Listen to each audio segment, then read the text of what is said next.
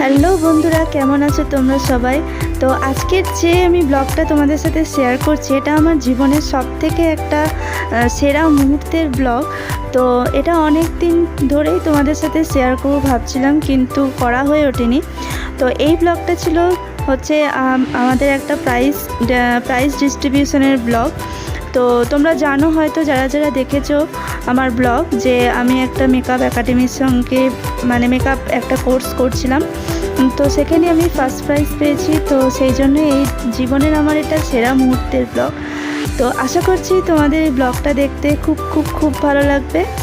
আর আমরা ভীষণভাবে এনজয় করেছিলাম, সবাইকে মেডেল প্রাইজ দেওয়ার পর আমরা খাওয়া দাওয়া করেছি, এনজয় করেছি, নাচানাচি করেছি।